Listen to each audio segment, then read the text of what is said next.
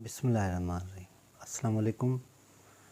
इहदिना सिरातल मुस्तक़ीम। गुफ्तगूअ जो फ़न तक़रीबन घटि माण्हुनि खे ईंदो आहे। इहो फ़न अहिड़ो आहे जंहिंमें प्रैक्टिस जी ज़रूरत पवंदी आहे। जेकॾहिं तव्हां इन गुफ्तगूअ जे फ़न में यानी ॻाल्हाइण जे हुनर में कुझु न कुझु करणु चाहियो था त उन लाइ कुझु तजवीज़ूं आहिनि तव्हां लाइ। जेकॾहिं तव्हां उन्हनि ते अमल कंदव, तव्हां उन्हनि जी पोइवारी कंदव त मूंखे यकीन आहे त तव्हां जंहिं नमूने या जंहिं जॻह ते हाणे मौजूदु आहियो उन खां वधीक तव्हां बहितर नमूने सां ॻाल्हाए सघो था। गुफ़्तगू खे बहितर करण जे लाइ पहिरियों जेको मेन तरीक़ो आहे या मेन पॉइंट उहा आहे त तव्हां में ॼाण हुजणु घुरिजे, यानी नॉलेज। ॼाण माण्हू खे किताबनि मां मिलंदी आहे, ॼाण माण्हूअ खे तजुर्बनि मां मिलंदी आहे। मूं अॼु हिकिड़ी पॉइंट पढ़ी जेका मूंखे ॾाढी वणी।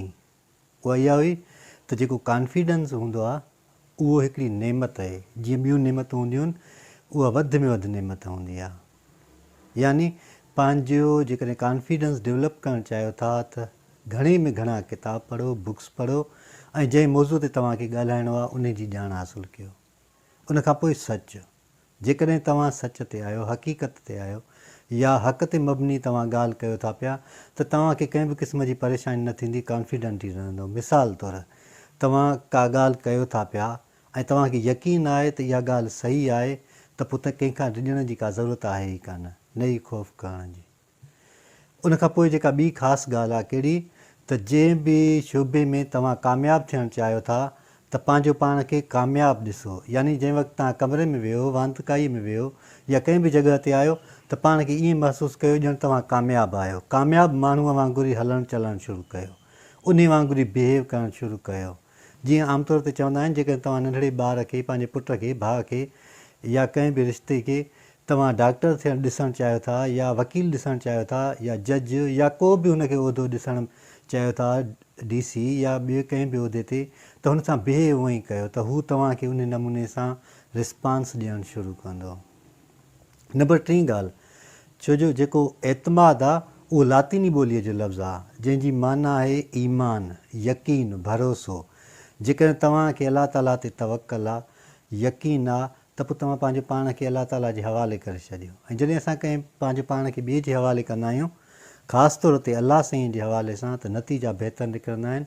पोइ कंहिंखां डिॼण जो या ख़ौफ़ करण जो को आहे ई कोन।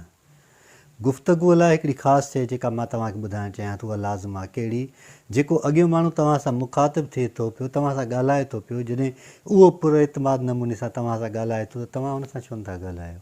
उन खां ख़ौफ़ करण जी कहिड़ो ज़रूरु आहे, कहिड़ो लाचार आहे, कहिड़ी अज़ियत आहे या कहिड़ी तकलीफ़ आहे। तव्हां हुनखे जेको आहे पंहिंजे नमूने सां ॻाल्हियूं बयानु कंदा रहो त हू उन ॻाल्हि खे सुठे नमूने सां सम्झंदो पियो।